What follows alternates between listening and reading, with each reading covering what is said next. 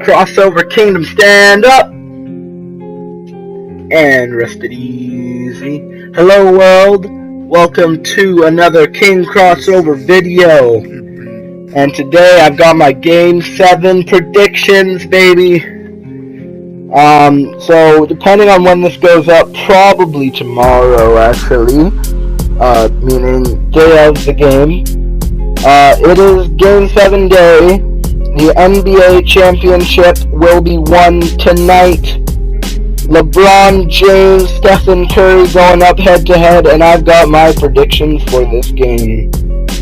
I'm gonna say, as much as I'd like to say that the Golden State Warriors will win this, the Cleveland Cavaliers are likely, thanks to LeBron, going to get the mental edge.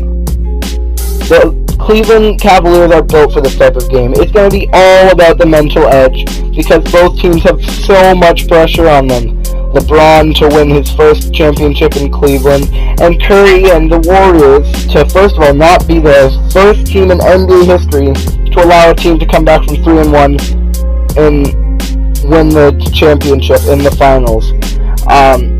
They've also got the pressure to not be the team that went 73-9 without a ring. You know, 72-10 Bulls, Scottie Pippen's shirt. 73-9 don't mean a thing without a ring, you know?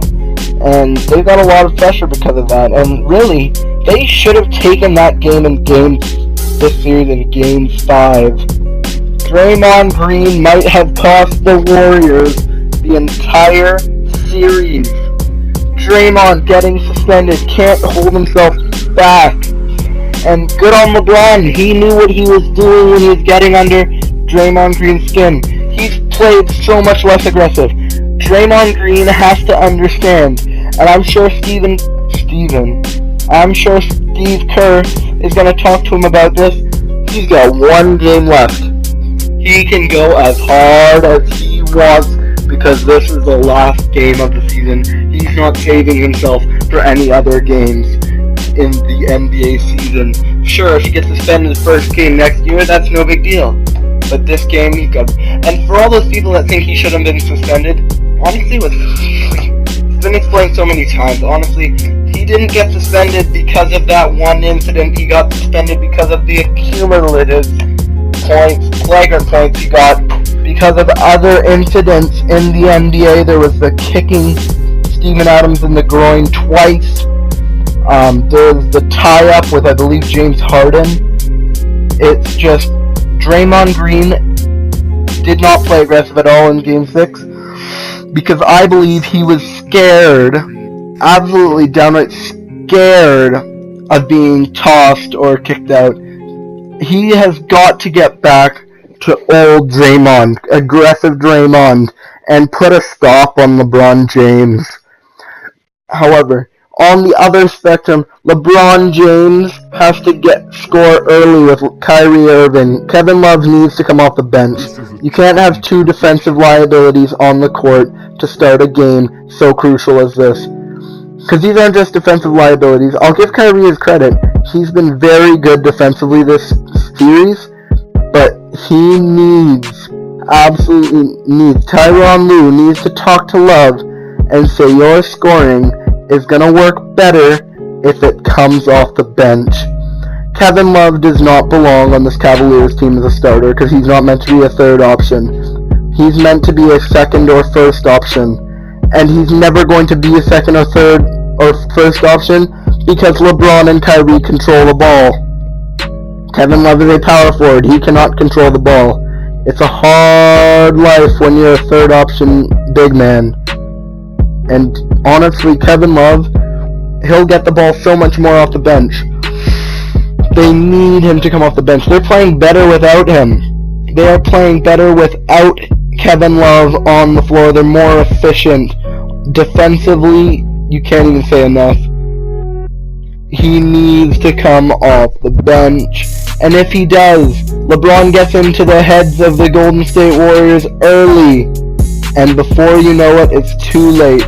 Before you know it, LeBron and Kyrie run them around the perimeter like crazy. They run them all over the place. The Warriors get tired. They go to their bench. The Cavs go to their bench. And what is that? They have an all-star caliber scoring talent coming off the bench. That's how you put the Warriors away. You need to put them away early, as quickly as possible.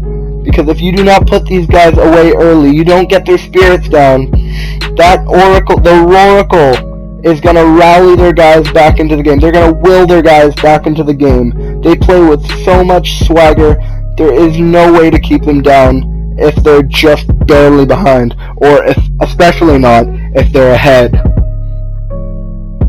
Other things that need to happen. For the Warriors side, they just gotta hang on.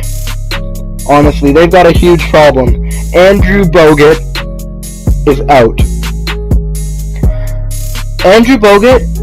The problem is Andrew Bogut is a way better defender than Festus Ezeli, than Maurice Bates. He's way much more of an upgrade on the court, but also his ball handling. It's very underrated that he can handle the ball, and he can feed it from the post. Although he doesn't score from the post all that well, he can absolutely feed it from the post. The problem with Bogut being out is generally you'd think they'd go to their Ring of Fire lineup, their death lineup, with Draymond Green, Andre Iguodala, Harrison Barnes, Klay Thompson, and Stephen Curry. The problem with that is that currently Andre Iguodala seems to be suffering from some serious back problems, and Harrison Barnes has just been straight up awful. Honestly, there's no other way to put it. He's just been bad. They've been giving him the Tony Allen treatment, just leave him open by the line, and that's been working because he can't buy a bucket. The bucket probably looks like it's 3 inches wide. It's crazy. I don't know why, and these are open looks too. Now, his rebounding was good at the beginning of the series, but that suddenly disappeared. If he's going to do this lineup of death thing, Steve Kerr needs to make sure that Harrison Barnes is rebounding the basketball and not sitting at the perimeter, because Harrison Barnes is not doing anything for them at the perimeter right now. Nothing. And he needs to just move around, make sure they always have a guy looking for him, because he sneaks back door. We all know that Harrison Barnes can throw it down. Guys should watch out for that. Also, Sean Livingston's gonna have to come up big today. Leandro Barbosa. Honestly, Curry and Thompson have to be regular season Curry and Thompson. Now, Curry, by all means, has not been bad, by the way.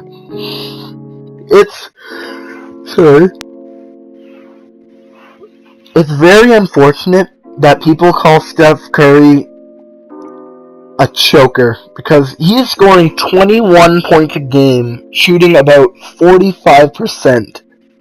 Those are good numbers.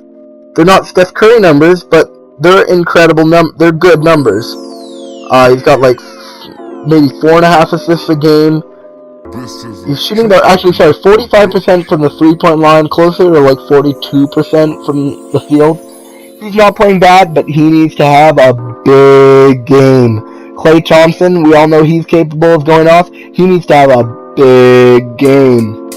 Both of them need to be huge, because at this point in the NBA, in this series, they are out of gas. The entire Golden State lineup. I don't know what they're going to do, really, to be honest. Ian Clark could come in. You might see Ian Clark for a little bit. I think they'd probably go with Ezeli over Mo Spates. Personally, I think Ezeli's been just a tiny bit better. But, I don't know what you do. Mo Spates might play a bit of power forward even, maybe. I don't know if they'd want to, but they might have to, because they're running out of legs. Anderson Varejao could come off. He's a good rebounder. We'll see, honestly. They've got options, but it's just which one's the correct one, because this is going to be a hard... I'm yawning, Olsen. This is going to be a hard game to take away from the Cavs, who have all the confidence in the world. They're going to be coming out... Both teams need to come out with everything they got, and honestly, I think LeBron James could get into Curry's head. And that is why, if I don't think I've announced it yet, I am picking the Cleveland Cavaliers to take Game 7. I'm sorry, 73-9 or not, you cannot deny that LeBron James can get into someone's head a whole lot easier than most other guys. Honestly, think about what's more intimidating to you guys. A 3 in the face, like crossing them over and hitting a 3 in their face? Or swatting a dunk attempt, then staring down and talking to a guy? I think the block is a little more intimidating. Honestly. And if LeBron has been doing that all series, I honestly do not know what the Warriors can do to get LeBron out of his groove. He is so good. He's actually averaging the most points per game in history in elimination games, and Game 7 is an elimination game. He scored 41 and 41. I don't think he'll get quite to 41, but it would be truly magical if he did. He's definitely going to get to 35, though. 30-35. Kyrie Irving has to be good from the get-go. Kyrie Irving, when they put Curry on him, why are they putting Curry on him ever? Is my first question. They've done that a couple times. Why is he ever on Kyrie? Kyrie should destroy that matchup. Kyrie should be absolutely destroyed. J.R. Smith hasn't had a good game yet. J.R. Smith is good every series. He's good for one good quarter or one good game, and he has to make it in Game 7. I don't know what to expect, to be honest, from JR. You'd think he'd wake up too, but, JR is he's strange. Such a wild card, honestly. You sign him, you're saying, oh yes, I'm getting a 40-point-a-game score in one game, but in other games I'm getting a 2-point-a-game score. In some games I'm getting 0 for 13 shooting, in some games I'm getting 22 for 22. That is the definition of J.R. Smith. And one would hope that he gets good. You guys need to tell me who you guys are rooting for. Because I'm not rooting for any particular team, because I don't want to see LeBron turn into, get fit in with those, Jerry West, Wilt Chamberlain, the guys that struggled in the NBA Finals, didn't get all that many rings. Specifically, Jerry West went 1-8. But then I don't want to see the Warriors go 73-9 and have nothing to show for it. It would be very unfortunate. You guys make sure to enjoy that game, because there's going to be so much emotion and tension riding with that game. This has been another King Crossover video. We'll catch you in the next one. I'm out. Later!